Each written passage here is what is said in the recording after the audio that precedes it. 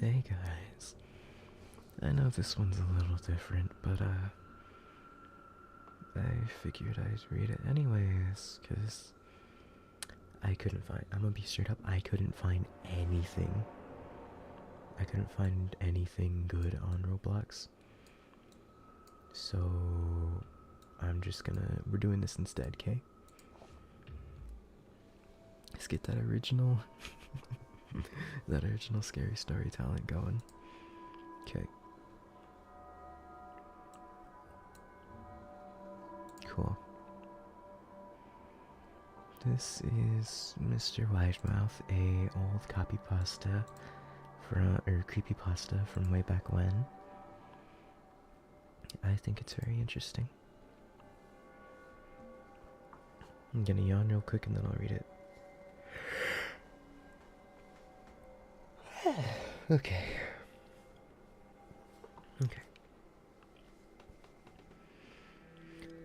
During my childhood, my family was like a drop of water in a vast river, never remaining in one location for long. We settled in Rhode Island when I was 8, and there we remained until I went to college in Colorado Springs. Most of my memories are rooted in Rhode Island, but there are fragments in the attic of my brain which belong to the various homes we had lived in when I was much younger. Most of these memories are unclear and pointless, chasing after another boy in a backyard of a house in North Carolina, trying to build a raft to float in a creek behind the apartment we rented in Pennsylvania, and so on. But there is one set of memories which remains clear as glass, as though they were made yesterday. I often wonder whether these memories are simply lucid dreams produced by the long sickness I experienced that spring, but in my heart, I know they are real. We were living in a house just outside the bustling metropolis of New Vineyard, Maine, population 643. It was a large structure, especially for a family of 3. There were a number of rooms that I didn't see in the 5 months we resided there. In some ways, it was a waste of space, but it was the only house on the market at the time, at least within an hour's commute to my father's place of work. The day after my 5th birthday, attended by my parents alone, I came down with a fever. The doctor said I had mononucleosis, which meant no rough play and more fever for at least another 3 weeks. It was horrible timing to be bedridden. We were in the process of packing our things to move to Pennsylvania, and most of my things were already packed away in boxes, leaving my room barren. My mother brought me ginger ale and books several times a day, and these served the function of being my primary form of entertainment for the next few weeks. Boredom always loomed just around the corner, waiting to rear its ugly head and compound my misery. I don't exactly recall how I met Mr. Widemouth. I think it was about a small week after I was diagnosed with mono. My first memory of the small creature was asking him if he had a name. He told me to call him Mr. Widemouth, because his mouth was large. In fact, everything about him was large, in comparison to his body. His head, his eyes, his crooked ears. But his mouth was by far the largest. He kinda looked like a Furby, I said as he flipped through one of my books. Mr. Widemouth stopped and gave me a puzzled look. A Furby? What's a Furby? He asked. I shrugged. You know, the toy? The little robot with the big ears you can pet and feed them almost like a real pet. Oh, Mr. Widemouth resumed his activity. You don't need one of those. They aren't the same thing as having a real friend. I remember Mr. Widemouth disappearing every time my mother stopped by to check in on me. I lay under your bed, he later explained. I don't want your parents to see me because I'm afraid they won't let us play anymore. We didn't do much during those first few days. Mr. Widemouth just looked at my books, fascinated by the stories and pictures they contained. The 3rd or 4th morning after I met him, he greeted me with a large smile on his face. I have a new game we can play, he said. We have to wait until after your mother comes to check on you, because she can't see us play it. It's a secret game. After my mother delivered more books and soda at the usual time, Mr. Widemouth slipped out from under the bed and tugged my hand. "We have to go to the room at the end of this hallway," he said. I objected at first, as my parents had forbidden me to leave my bed without their permission, but Mr. Widemouth persisted until I gave in. The room in question had no furniture or wallpaper. Its only distinguishing feature was a window opposite the doorway. Mr. Widemouth darted across the room and gave the window a firm push, flinging it open. He then beckoned me to look out at the ground below. We were on the second story of the house, but it was on a hill, and from this angle the drop was farther than 2 stories due to the incline. "I like to play up here," Mr. Widemouth explained. "I pretend that there is a big, soft trampoline below this window, and I jump. If you pretend hard enough, you bounce back up like a feather. I want you to try." I was a 5-year-old with a fever, so only a hint of skepticism darted through my thoughts as I looked down and considered the possibility. "It's a long drop," I said. "But that's all a part of the fun. It wouldn't be fun if it was only a short drop. If it were that way, you may as well just bounce on a real trampoline." I toyed with the idea, picturing myself falling through thin air only to bounce back to the window on something unseen by human eyes. But the realist in me prevailed. "Maybe some other time," I said. "I don't know if I have enough imagination. I could get hurt." Mr. Widemouth's face contorted into a snarl, but only for a moment. Anger gave way to disappointment. "If you say so," he said. He spent the rest of the day under my bed, quiet as a mouse. The following morning, Mr. Widemouth arrived holding a small box. "I want to teach you how to juggle," he said. "Here are some things you can use to practice before I start giving you lessons." I looked in the box. It was full of knives. "My parents will kill me," I shouted, horrified that Mr. Widemouth had brought knives into my room, objects that my parents would never allow me to touch. "I'll be spanked and grounded for a year." Mr. Widemouth frowned. "It's fun to juggle with these. I want you to try it." I pushed the box away. "I can't. I'll get in trouble. Knives aren't safe to just throw in the air." Mr. Widemouth's frown deepened into a scowl. He took the box of knives and slid under my bed, remaining there the rest of the day. I began to wonder how often he was under me. I started having trouble sleeping after that. Mr. Widemouth often woke me up at night, saying he put a real trampoline under the window. A big one that I couldn't see in the dark. I always declined and tried to go back to sleep, but Mr. Widemouth persisted. Sometimes he stayed by my side until early in the morning, encouraging me to jump. He wasn't so fun to play with anymore. My mother came to me one morning and told me I had her permission to walk around outside. She thought the fresh air would be good for me, especially after being confined to my room for so long. Ecstatic, I put on my sneakers and trotted out to the back porch, yearning for the feeling of sun on my face. Mr. Widemouth was waiting for me. "I have something I want you to see," he said. I must have given him a weird look, because he said then, "It's safe, I promise." I followed him to the beginning of a deer trail which ran through the woods behind the house. "This is an important path," he explained. "I've had a lot of friends about your age. When they were ready, I took them down this path to a special place. You aren't ready yet, but one day I hope to take you there." I returned to the house, wondering what kind of place lay beyond that trail. 2 weeks after I met Mr. Widemouth, the last load of our things had been packed into a moving truck. I would be in the cab of that truck, sitting next to my father for the long drive to Pennsylvania. I considered telling Mr. Widemouth that I would be leaving, but even at 5 years old, I was beginning to suspect that perhaps the creature's intentions were not to my benefit, despite what he had said otherwise. For this reason, I decided to keep my departure a secret. My father and I were in the truck at 4 a.m. He was hoping to make it to Pennsylvania by lunchtime tomorrow with the help of an endless supply of coffee and a six-pack of energy drinks. He seemed more like a man who was about to run a marathon rather than one who was about to spend 2 days sitting still. "Early enough for you?" he asked. I nodded and placed my head against the window, hoping for some sleep before the sun came up. I felt my father's hand on my shoulder. "This is the last move, son. I promise. I know it's hard for you, as sick as you've been. Once Daddy gets promoted, we can settle down and you can make friends." I opened my eyes as we backed out of the driveway. I saw Mr. Widemouth's silhouette in my bedroom window. He stood motionless until the truck was about to turn onto the main road. He gave a pitiful little wave goodbye. Steak knife in hand, I didn't wave back. Years later, I returned to New Vineyard. The piece of land our house stood upon was empty except for the foundation.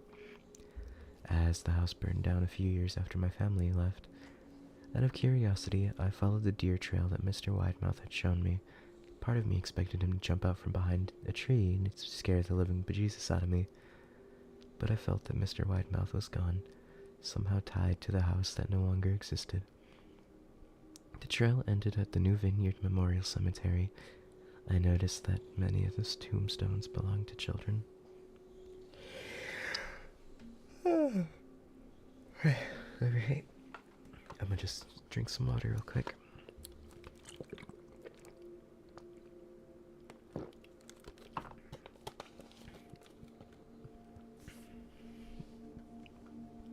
That was Mr. Widemouth. It was a really good one. The next one I have, this one is not as long as the other one, so I'm trying to get the short ones first. Yeah, I'm trying to get the short ones first before I do like the other ones. Mainly because it's better for me. It's easier for me. Because then the longer ones I could do, well, if you want like the shorter ones, you don't have to wait until the end. So it's just easier for me. This one is Candle Cove, another old one, but another classic.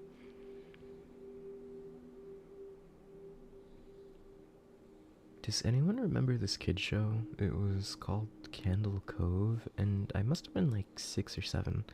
I never found reference to it anywhere, so I think it was on a local station around 1971 or 1972.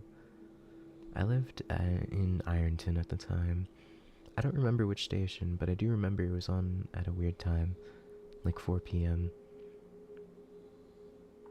It seems really, this is another patron, it seems really familiar to me. I grew up outside of Ashland and I was 9 years old in 72.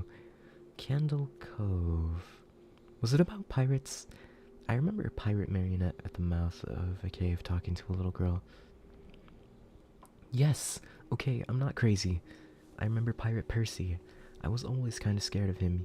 He looked like he was built from parts of other dolls. Real low budget. His hands was an old porcelain baby doll. Looked like an antique that didn't belong on the body. I don't remember what station this was, but I don't think it was WTSF though. Sorry to resurrect this old thread, but I know exactly what show you mean. Skyshell. That's the original person. I think Candle Cove ran for only a couple of months in 72? 71, not 72. I was 12 and I watched it a few times with my brother. It was channel 58, whatever that station was. My mom would let me switch to it after the news. Let me see what I remember. It took place in Candle Cove, and it was about a little girl who imagined herself to be friends with pirates. The pirate ship was called the Laughingstock, and Pirate Percy wasn't a very good pirate because he got scared too easily. And there was calliope music constantly playing. Don't remember the girl's name. Janice or Jade or something. I think it was Janice. Skyshell 033, the original poster. Thank you, Jaren. Memories flooded back when you mentioned the Laughingstock in Channel 58. I need to yawn. Okay, maybe not. I remember the bow of the ship was a wooden smiling face with the lower jaw submerged. It looked like it was swallowing the sea, and it had that awful Edwin voice and laugh. I especially remember how jarring it was when they switched from the wooden/plastic model to the foam puppet version of the head that talked. Haha, I remember now too. Do you remember this part? You have to go inside. Ugh, I got a chill reading that. Yes, I remember. That's what the ship always told Percy when there's a spooky place he had to go in, like a cave or a dark room where the treasure was, and the camera would push in on the laughingstock's face with each pause. You have to go inside. With his two eyes askew and that flopping foam jaw and the fishing line that opened and closed it. Ugh. It just looked so cheap and awful. You guys remember the villain? He had a face that was just a handlebar mustache above really tall narrow teeth. I honestly thought that the villain was Pirate Percy. I was about 5 when this show was on. Nightmares feel. Oh, my dog woke up. Hey, buddy. Oh, little fella.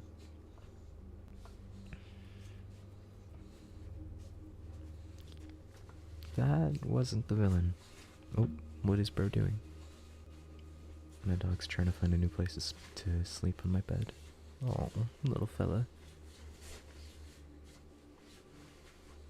What is... Buddy. Hey, buddy. Lay down, please. Oh. Oh. I think he found his new spot. It's on my fucking winter coat. Oh, buddy. Oh, yep, he found a new spot.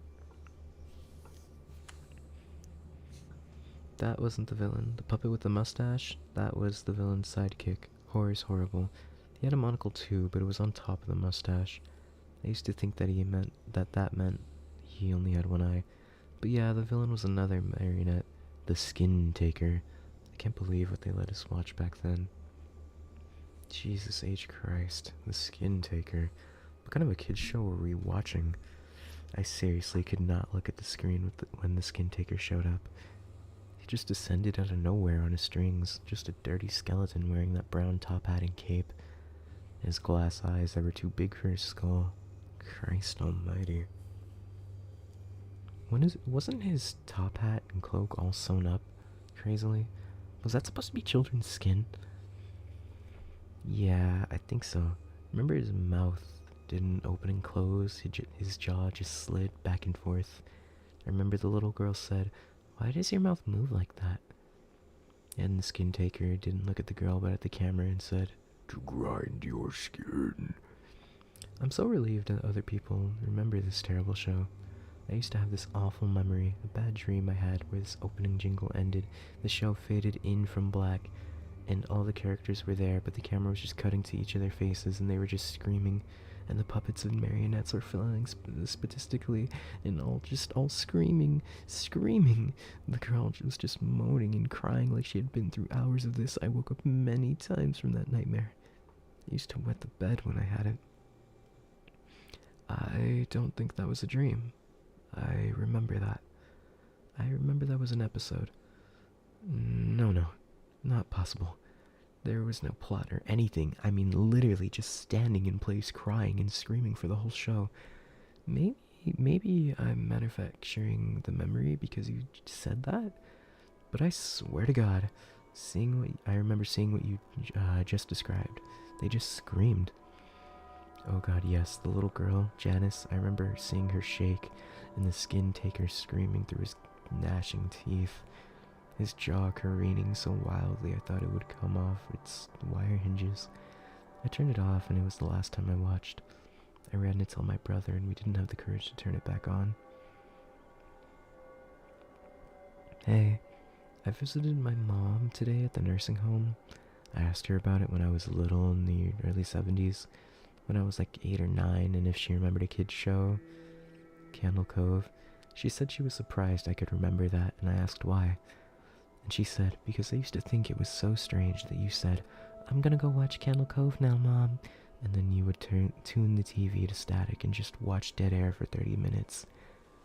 You had a big imagination with your pirate show.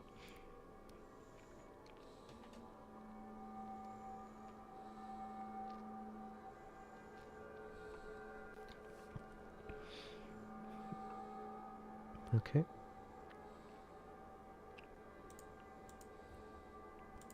Let me see which one.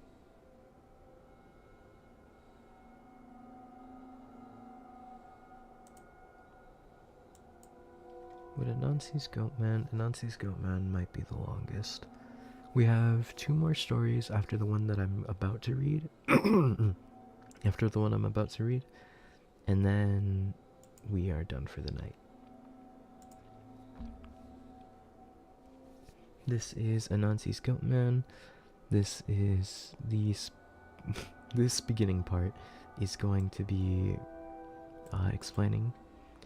Here's my story. Be 16, be black, and have family down in Alabama. They farm and own a huge amount of land in Huntsville. Uncle owns a big house and a bunch of trailers they put in the woods for hunting or camping. Down south, cousin suggests that we go out there to camp.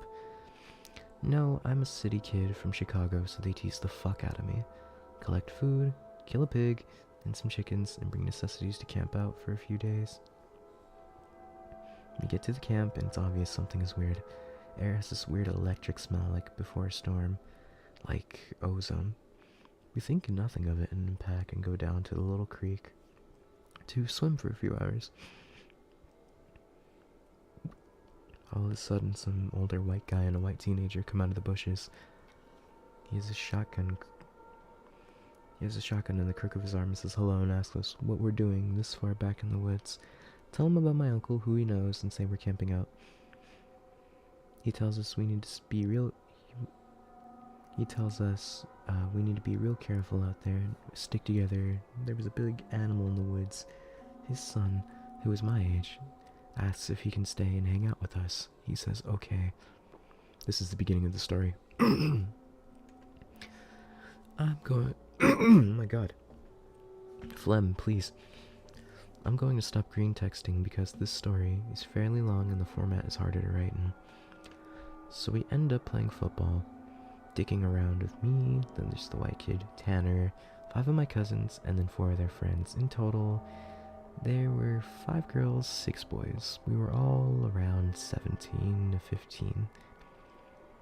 We ended up just dicking the day away, so we head back to the camp and pulling out some stuff for a campfire, even though the trailers both had kitchenettes. Tanner says that his family's property sits up against my uncle's. He wants to run home and ask his dad if he can come out camping with us.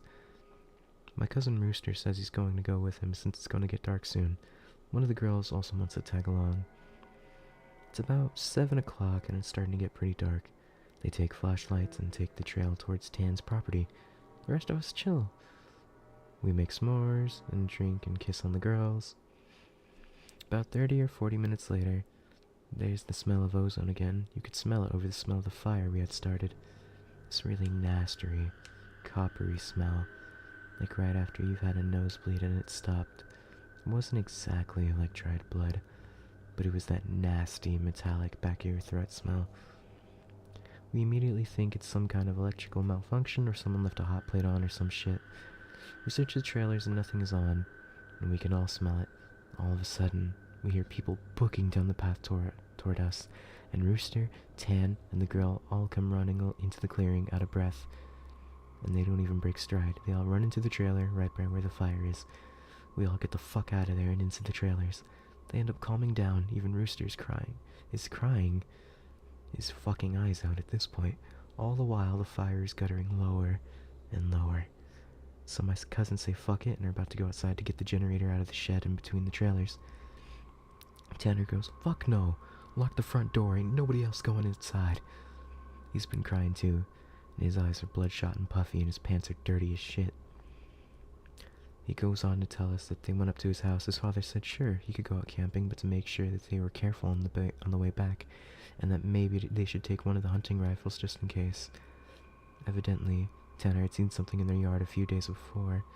One of their pigs had come up, ripped up, and half eaten. He assumed it was just some big cats or coyotes, even though they don't usually fuck with live animals. He had gone upstairs and packed his stuff, and told his dad they'd be okay without the rifle because coyotes avoid people, so they started walking back toward where we were camping. So, Rooster finally stops crying and shaking. The little girl already had, but she was just staring out the window with a dumb look on her face. He says they had gotten halfway into the woods towards the camp when they started to hear shit in the forest. It was almost pitch black at this time, so they weren't sure at first what the fuck it was.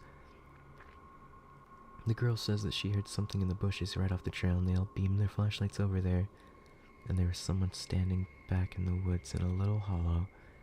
Rooster said they shouted at him and told him that he was scaring the fuck out of them and what a dick he was. He says that when he realized that the guy was facing away from them, so they keep walking, and they start smelling the nasty coppery ozone smell. They say that they look off right into the forest on the opposite side, and it's a dude standing in the forest, but backwards slightly closer to the path. So now that...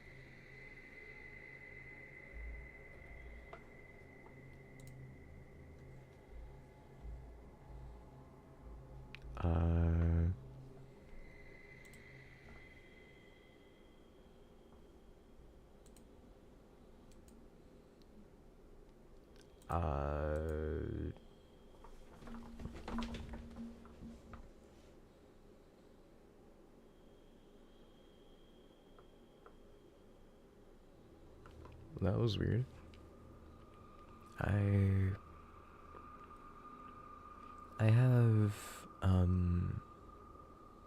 live with my family, and my mom and dad I know for sure are asleep. My sibling,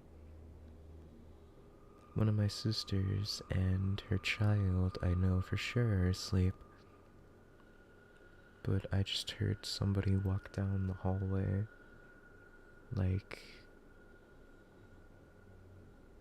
I could hear like the thumps, like that, like, I was just tapping my desk right now, but it was like that. Okay, and before you say like something like, oh, this is a joke, then maybe he's just trying to play a trick on us or something like that, for one, absolutely not. For two, my neighbor is a drug addict, so I'm just gonna open a few things on my desk for some defense, just in case. Okay. And I have a few items near me just in case. I won't specify what they are because I don't know if that would get me in trouble with YouTube, but I do have some items for self-defense near me. Okay, that was weird. So, where were we?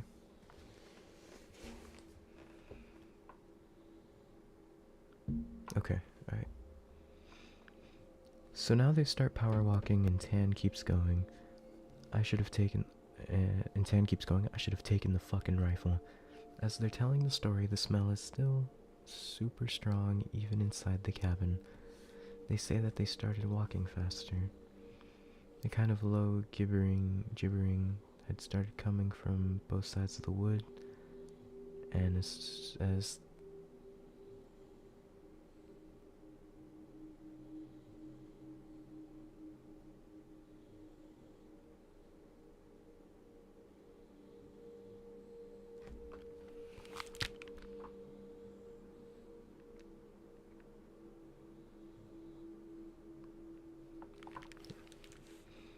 I'll just ignore it for now then, I guess. My dog, out of context, I'm not reading the story. My dog, I have one dog in my room and one dog outside. If somebody was outside, I would know because one of my dogs would bark. And, my sister, there's 3 dogs in my home. My sister's dog, our inside dog, and then our outside dog. My outside dog would bark the moment she sees something in our backyard. My inside dog would bark, and if he heard something, and I know for a fact my sister's dog would bark if he heard something, which is really weird because I'm hearing like the thumps, but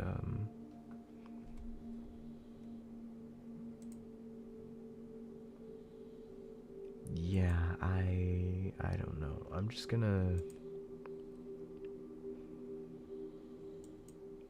just stay in Discord streaming chat for now.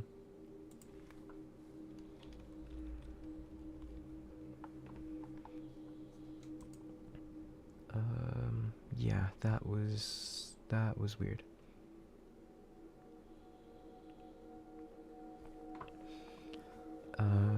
As they started booking it back to the trailer, the girl said she had flashed her flashlight. Excuse me. Out into the woods to the side of them, and they had seen something jerking itself through the woods. The gibbering just got louder and louder, and when they could see the light from our campfire, something had come out of the woods about 40 yards behind them onto the track, and they had just flat out ran as hard as they could back to the trailer. So we're out in the fucking woods, and we're just assuming at this point some rednecks or some shit trying to fuck with us. And all of a sudden, my other cousin, Junior, starts going on about how he went to school with a native kid that was telling him about the goat man or some shit. We probably tell him to shut the fuck up because we don't need any spooky talk right now. But he just keeps going on and on about how it's the fucking goat man and how we're in his woods and blah blah blah. And at the time, I had never heard of this goat man or anything of that, or I'd never heard of this. Ooh.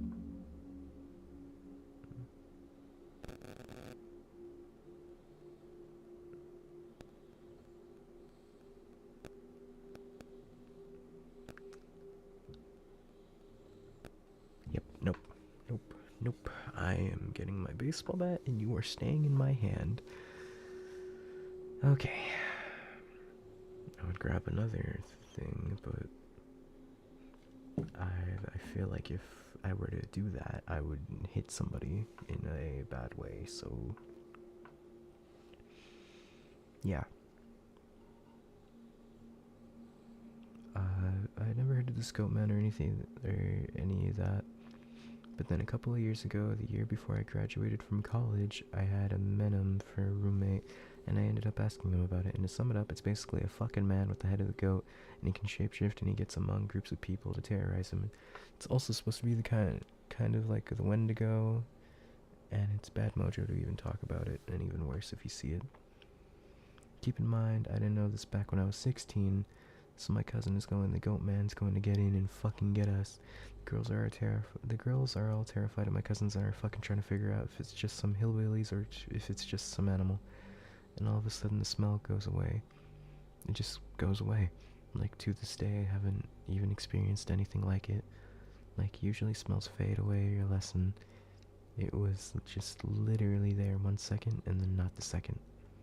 So it's after an hour, making it around 9 or 10. We've stopped shitting bricks enough to go back outside and stoke the fire again. We figure it was just some assholes trying to fuck with us so we don't go back home. Because we think if we do, they'll chase us through the woods or some crazy shit. Nothing else happens that night, and we stay another night. And for the main part of the night, nothing happens. At about 1 in the morning, we're outside getting drunk and telling ghost stories as someone is finishing some too spooky story. I don't remember what about. The smell comes back. It's so fucking strong that one of the girls literally starts vomiting. I stand up and you can actually feel how clammy the air is. I say we should get inside and this isn't right. We should have just fucking left. We all go back inside. And we're standing around. My cousin just keeps going on about how it's the goat man, and my cousin Rooster tries to shut him the fuck up. And all while I'm just feeling something is wrong and I don't know what it is. We end up sitting there for a while. The smell is just so strong, and we're all terrified and all huddled in this camper. We end up cooking brats for everybody because nobody wants to go outside. It's one of those packs with 4 brats. We have a total of 3 packs. I grill them on the stove and give everyone a hot dog. I get mine after a while, and my cousin gets up and goes over to the pot to get another one. He starts grumbling about how I get 2 brats and everyone else got 1, and I look at him and he's fucking stupid. And I tell him that everybody only got one because there are only 12 brats. If you want more, you should open up a new pack and cook some more. That's when the girl that had been with the rooster and Tan just starts screaming, "Oh Jesus, oh Lord, get it out." She's crying and shivering, and then it dawns on the cousin standing up. What the fuck is wrong? Me and him both glance around the room, and I can feel my heart fucking sink and run the fuck out of the cabin. The girls runs with us. The trailer door is banging against the side of the trailer as everybody books it out of the cabin. One of my cousin's friends asks us what the fuck was wrong. I start counting us. There's only 11 now. I shit you not, my cousin verified. There had been 12 people in the cabin, but being that everybody didn't know each other really well, nobody had really noticed the whole fucking time that there was an extra person. And then I realized earlier that I had kind of noticed something was off. You know how when you're just dicking around having a good time, you don't sweat the small shit, and you don't always keep track of certain stuff? I'm dead sure that someone else had been in the trailer with us, and that they had been there for at least a fucking day, eating with us. What makes it worse is I could figure out which one, because I don't think anyone ever actually interacted with the other person / goat man. The girl just kept praying to Jesus, and we're all sitting outside. Eventually we get big ass sticks and go back in the cabin, but there's nobody there. We count again and there's 11 people. We go back into the trailer and lock the door. We explain what the fuck happened, and the girl says that she realized too, and that when he was about to say something, the person sitting next to her grabbed her leg hard and leaned over toward her and said something she couldn't understand. So we were pretty much scared as fuck as we huddled together, and I fall asleep. When I wake up, the sun is just coming up, and half the people are asleep and the other half are packing our shit up. We all want to walk back home, but like 4 people want to stay until the sun is all the way up. And some people think that we're just fucking around and still want to stay at the trailers. I just want to get the fuck out of the woods. The girl's name was Kira, the one that the goat man had touched. Anyway, I asked her if she really thinks it was something bad, and she said she just wants to go home and doesn't want to be out in the woods alone for another night. So we decide to split up. The 4 that want to go, but I have to stay because I have the keys to the cabin and it's my uncle's and I have to lock up. I'm super pissed at this point because I feel like people aren't taking this shit seriously, and I definitely didn't want to be out in the woods for another night. I spend the rest of the day trying to convince the rest of the people, now 4 girls and 4 guys. 4 girls and 4 guys? Oh wait, some people wanted to leave. To get the fuck out of Dodge. Tanner leaves with them to go get a rifle and says he's going to be back, so there are just 7 of us left. What the fuck? Oh.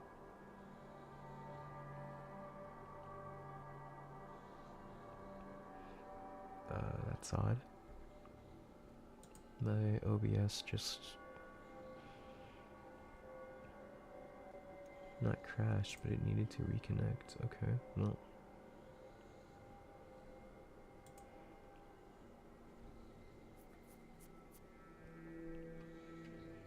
Okay. At around 5 p.m. he hasn't made it back yet, and we're getting extremely fucking antsy, and the only reason I stopped begging them to go back was because he went to get a gun. It's about 5:30 p.m. or so when that one cousin that did stays that the girl Kira is outside. We all look outside, and sure enough, she's standing by the fire pit with her back to the cabin. I'm thinking to myself, if she was so fucking scared, why the hell would she come back? And then I get this nasty feeling in my gut. Keep in mind, the whole time the coppery smell has been gone. Now I can realize the smell of just a twinge of it. I say this to the rest of them, and everybody, and these are the people that wanted to stay in the woods after we had the goddamn goat man in our midst, is laughing at me and asking if I set this up to scare them. I'm looking at them like I'm not fucking bullshitting you at all right now. I ask them why the fuck would I play like that. So one of the girls goes inside to get Kiara. She gets halfway to her and stops cold. Kiara starts heaving. I don't know how the fuck to describe it. Sort of like if someone with their back turned was laughing without actually making any sound. It was this fact that made me realize there was not a fucking sound in the whole woods. It was dead silent. This was like later in September, so it's still fairly hot at the time. Oh shit.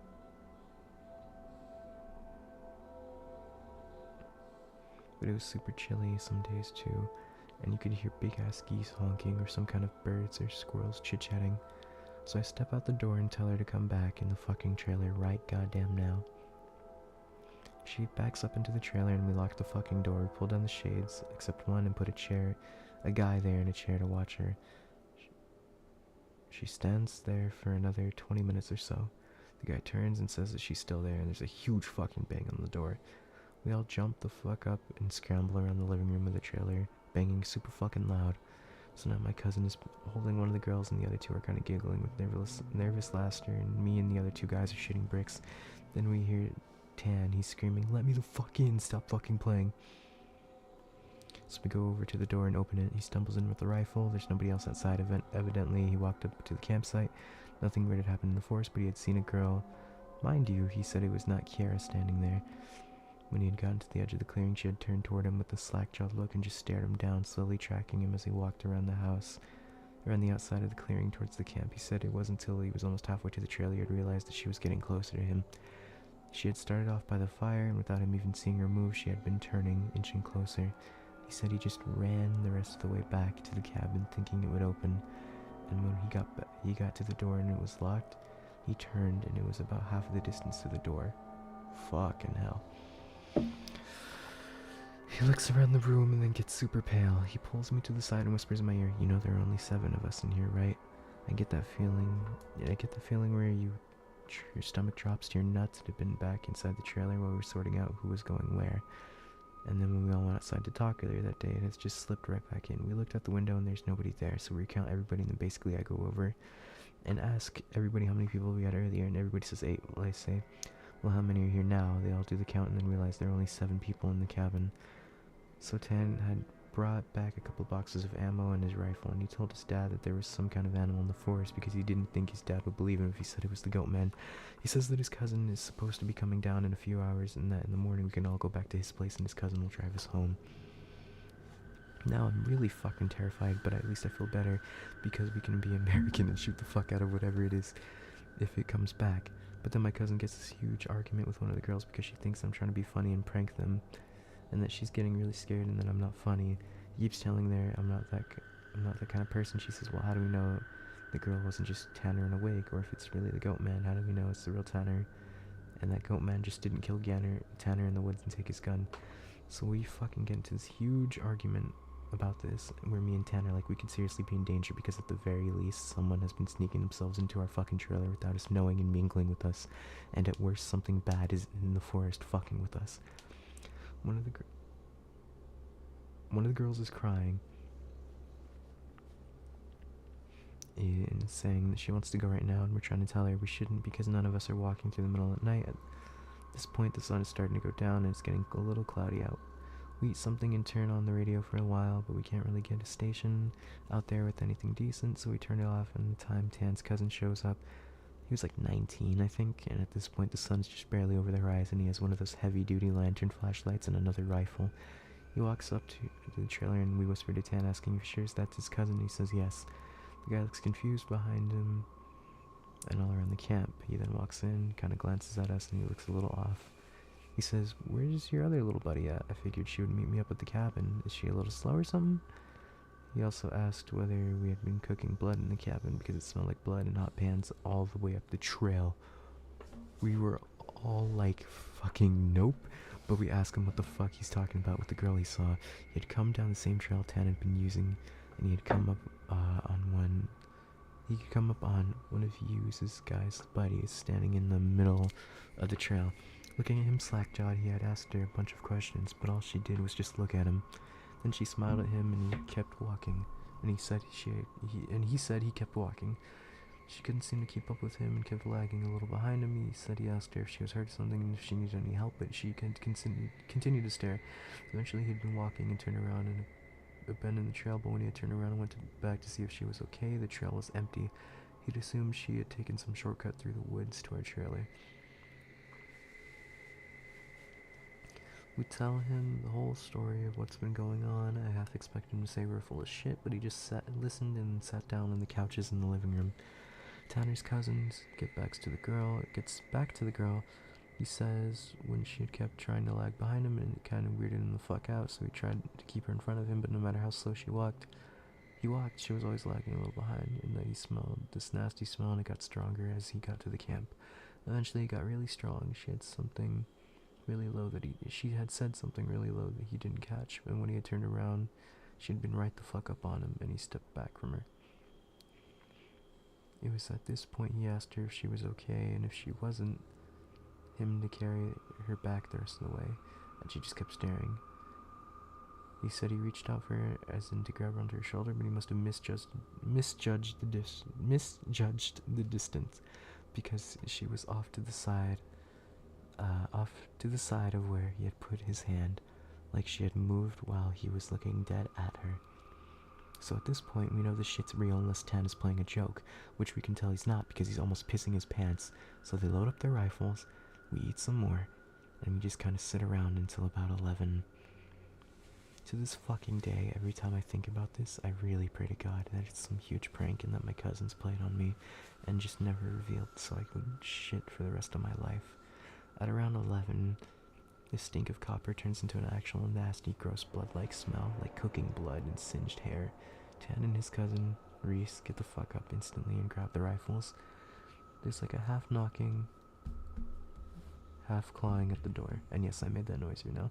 And I shit you not, there's this voice, and it sounds like when you see those YouTube cats and dogs whose owners teach them how to talk, it says in this halting voice, weirdly toned voice, "Let me the fuck in, stop fucking playing." It made my fucking guts creep up against my body, and one of the girls just started crying and calling on Jesus. It was so fucking obviously not.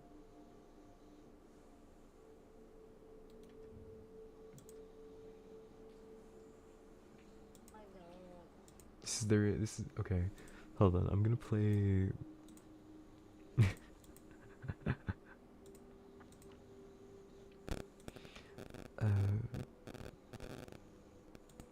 I'm gonna. It's so silly. I'm gonna play what the person, what Anansi thinks the Goatman sounded like, or what they heard like outside the door. This is what it was quote unquote sounded like. It's not what they were actually saying, but this is what it sounded like.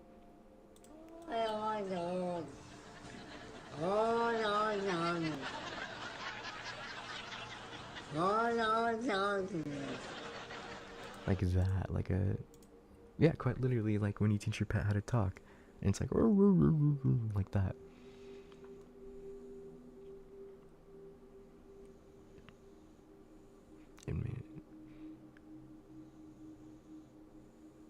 It was obviously not a person talking. It didn't have the right cadence, and that's just some shit that I never realized until that moment. But all people have a certain cadence when they talk, no matter what language. All people have a certain kind of rhythm to talking. This shit didn't have any kind of cadence or rhythm. One of those YouTube cats. That's what the fuck it sounded like outside the door. So now I'm in full terror mode, and we keep yelling outside, "Who is it? Stop fucking around, man." And it just keeps saying, "In," or "Let me the fuck in," for almost 15 minutes. It sounded like this almost. That was the cat that I played. Just not funny. Sorry for being on a tangent, but if you can't imagine how this shit sounded, then you can't imagine how fucked up the whole situation was. So then the smell goes away for a while, and for the next hour or so, you can hear someone basically creeping around the woods and shit. Every couple minutes, it'll come back to the door and say something. Finally, when the smell fades away, it's around 2 in the morning right now. Reese says, "Man, fuck this," and opens the door and walks outside with his rifle. He fires 2 shots into the air and says something to the effect of, "In the name of Jesus Christ, go away." He fires 2 more times, and then from the woods right up against the river across from the trailer, it sounds like something is slowly gibbering and hooting. Blood thinks that there's an owl or some shit. Then it starts screaming, and it sounds almost like a woman and a cat in a bag screaming together. Like, I seriously have never heard any shit like that. And you can hear the brush over it. How long is this fucking story? Where's my little curse? Oh, we're almost done. A cat and a bag screaming together. Like, I seriously have never heard any shit like that. And you can hear the brush over that way start to shake. Reese fires over into the tree line and then starts backing into the house. We lock the door and we can hear the shit keening and screaming. Reese says something had come out of the bushes, super low to the ground and crawling towards the cabin. Ugh. He had shot at it. Pretty much that was how the rest of the night went. It was literally screaming constant for the next 2 hours. We could hear shit moving out into the tree line, but it never came back up to the cabin until everyone had finally fallen asleep. Tan had been in the chair, sitting and watching over the door with his rifle. Nobody else heard or saw this, and he told me 2 days later after the whole thing was over. He had been nodding off after the screaming noises finally stopped, and he had almost been asleep when he saw someone come out of the bathroom and then lay down in the middle of the floor and go to sleep. He had assumed it was one of us and just nodded off. Then he said he kind of realized something was wrong, and while pretending to be sleeping, he counted us. There were 9 people in the cabin. He basically didn't want to try and shoot at the fucking thing in the cabin and have it kill us all then and there, or have Reese wake up and start shooting and then we kill ourselves. So he just stayed up awake all night pretending to be asleep. He said sometimes it would stand up and do this weird jittery thing or heave like it was laughing, but then it would lay back down. The story closes pretty weak because from my perspective nothing happened. We woke up and noticed that Tan was a little jittery and that he was avoiding looking at us, but then we ate some breakfast, packed up, and started walking to his house. He stayed last in the cabin and said he'd lock up and bring me my uncle's keys to just start walking and he'd catch up, which I really didn't want to fucking do. We got a little bit up the path when we came running up. Basically, we just jogged back to his house. His cousin took us home. There was a window in the bathroom. Tan had gone back to lock up and looked in there. We were too stupid to look at a screenless window, to lock a screenless window. The window was fucking up when we went in there. I'm guessing it had just been doing that all along, waiting for us to fall asleep or slip up, and then getting in among us. It walked with us all the way back to the goddamn... It walked with us all the goddamn way back to his house, and then he said it lagged to the back of the group and looked him dead in the eyes before walking into the woods. Okay, wow, that was...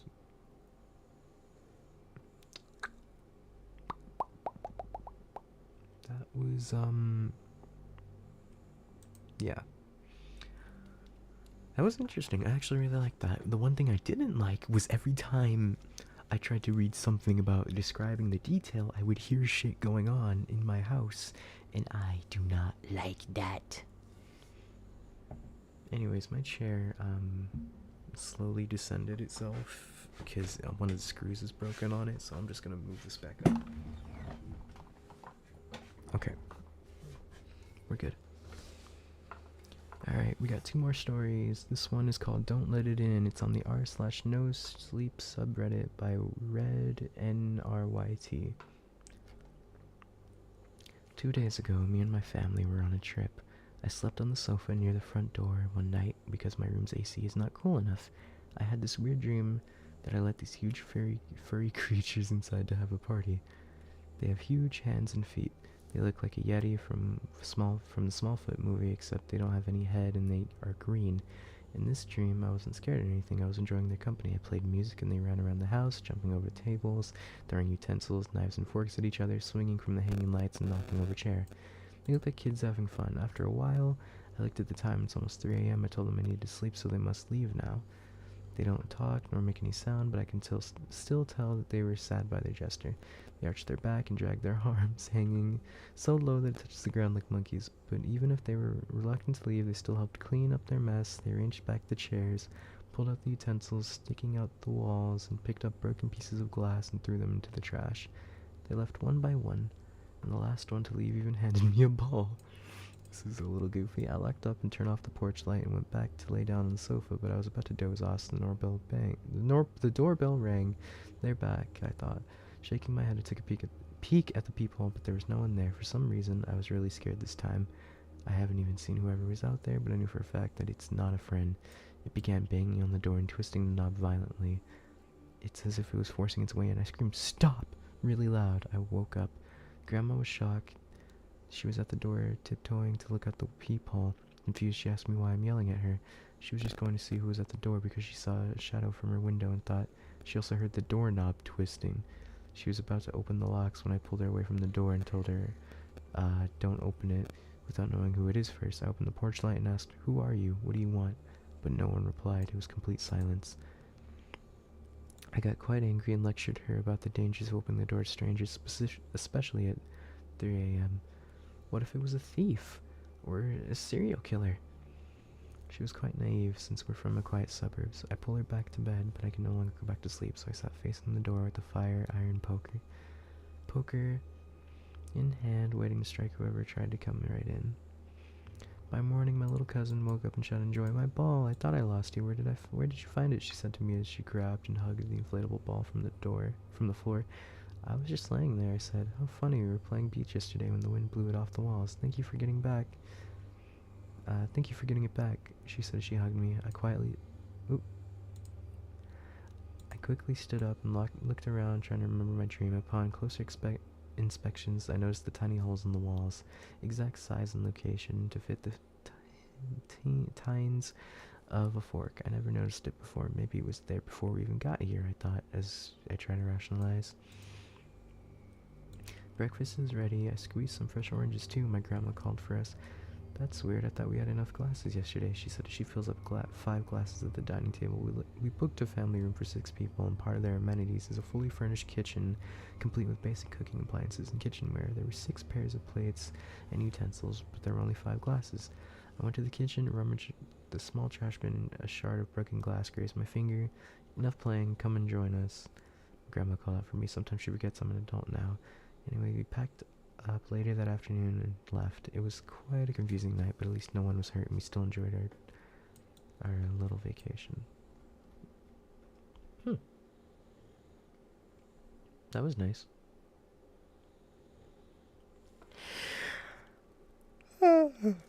Okay, last story. How long have I been streaming for? Almost an hour. Narrating is, makes me very eepy, unless it's during the day. This one... Oh, let's not do that one. That one,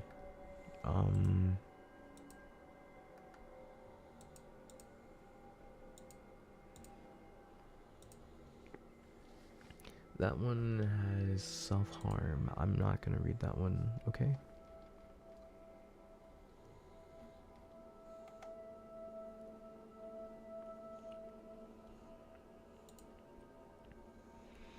Okay. This one... Yeah, this one's good.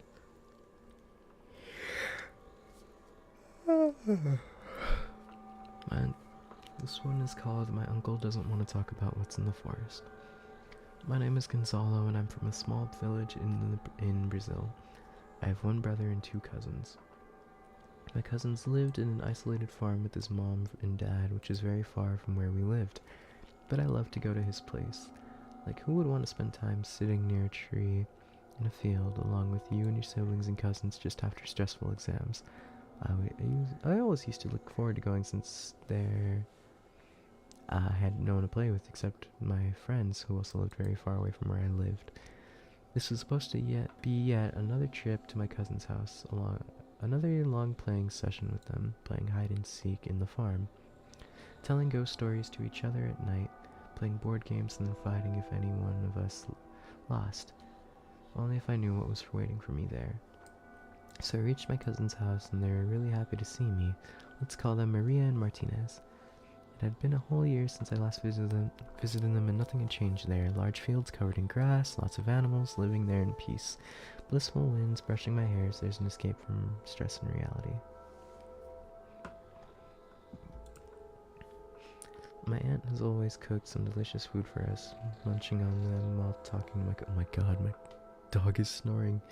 Munching on them while talking to my cousins felt like heaven. It was decided that I would sleep with my cousins. I had no problem with that decision. That's what I was here for. The room was big, but it was pretty small for 4 kids. And it was quite dark too, with only having 1 window that looked out into the forest. I'm not complaining though. There's more ways of scaring my cousins than I thought. My parents left the next day since they had important meetings to attend, which was very important for their business, but they didn't want to ruin our fun, so they let us stay with our cousins. They trusted my uncle, and I had spent a lot of time with them prior to this, so they felt pretty comfortable with us staying there. Now this was the 3rd day. I was playing hide and seek, and I decided to hide inside the forest. This was my first time being inside the forest. It was dark and very deep. But overall, I didn't see anything that can kill me, so I decided to hide there. Some time later, I heard a faint cry from a bit deeper into the forest, like a cry you'll hear when an animal gets stabbed or injured. And then I started hearing growling, not of a dog though, something else, like some kind of demon screaming in victory. I made the wise decision and ran out of the forest. I didn't care if they found me or not. Getting found by my cousins was better than whatever was lurking in the forest. I came out, and I saw my uncle along with my cousins. They looked worried. My uncle asked me what I was doing in there, and I said I was just hiding. He said, "Never ever go inside that forest ever again," in a kind of worried voice, like there was something bad lurking in these forests. Later that day, I asked my uncle about what was there in the forest, and I also told him about the sounds I was hearing. He just told me that it was probably a dog or something. I didn't know a dog could make me go that pale. Then I asked him why did he ask me not to go inside the forest ever again. He told me, "You wouldn't want to know what's there. I have faced them when I was a child. I was traumatized, so I'm trying my best to save you from them. I wanted to ask them who was then when our aunt called us for lunch." And then it happened. I was sleeping peacefully when I woke up due to thirst, so I decided to go to the kitchen and take a glass of water. When I went to the kitchen, I saw my uncle and one of his friends talking, and beside them I saw a gun. Not a normal shotgun or rifle, it was an AR. I saw some machetes and katanas too, but the AR was the main thing. They looked at me, I saw deer in their eyes, death in their eyes. They had a worried look, but they still smiled at me. I drank the water and then went to my room. When I was there, I saw my cousins look at the window, looking into the forest. More specifically, it took me a minute to realize what they were looking at, but when I saw that, my soul left my body. I saw a demon-like creature, its antlers coming out of its head. Its face looked more like a skull rather than skin. Its arms were longer than our whole body. It was marching out of the forest towards our house. Then it disappeared from our view. We were confused and scared at the time. We just sat there sitting in silence, thinking we were all hallucinating or this was real. Or was this real? I could have had a hallucination, but all of us at the same time seemed kinda unlikely. Our dead silence was broken by rustling downstairs, followed by a couple of gunshots. Then I saw my uncle's friend coming inside of our room, and breathed a sigh of relief when he saw that we were safe. He told us, "Don't leave this room no matter what, and don't open the door." We said okay, and he went downstairs again. My brother asked me, "John, did you see that he was bleeding from his hand?" I didn't notice any bleeding, but everyone else did. The gunshots started again, along with growling, the same growling I heard when I was inside the forest, and then it stopped completely. The growling, the gunshots, things falling, everything had stopped for a moment. It felt like the world had stopped. I just wanted to take outside, but I didn't because I remember what my uncle's friend had told me. So I stayed inside our room. I waited for a long time. Once again, nothing. No one came inside our room to check on us. After what felt like years, the sun finally came up, but we still didn't want to leave for a long time. We decided to leave the room and check on us. When we were confirmed that there was nothing downstairs, I would never forget what we saw downstairs. Sleeping between a bunch of bullets and weapons were lifeless bodies of my uncle, aunt, and his friend. They have been deeply disfigured. We wouldn't have been able to understand who was who if it wasn't for the color of the shirts they were wearing. I couldn't believe it. How did they die? What was coming out of the forest? Who were they firing at? I guess it doesn't matter anymore. Quickly called my parents, and my cousin's cat sat there in silence, unable to comprehend the reality. Their parents got killed by an unknown creature. What happened after that was a vague memory. A bunch of tears and gasps. That's all I can remember from that period. The incident happened almost 20 years ago. My cousins have been living with us since then. I don't know what happened that day downstairs, why there was forest, but that scared my uncle so I don't know what was down there that scared my uncle so much. Okay, well.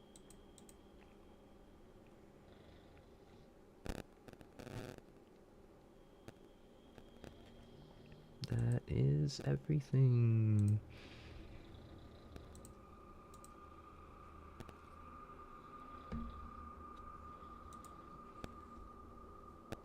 That's everything. I'm gonna go get some eep. Maybe make sure that my house is clear.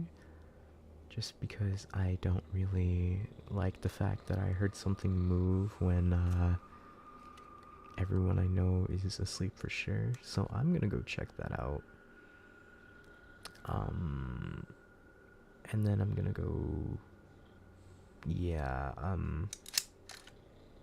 I will see you all later. Bye bye. Good night.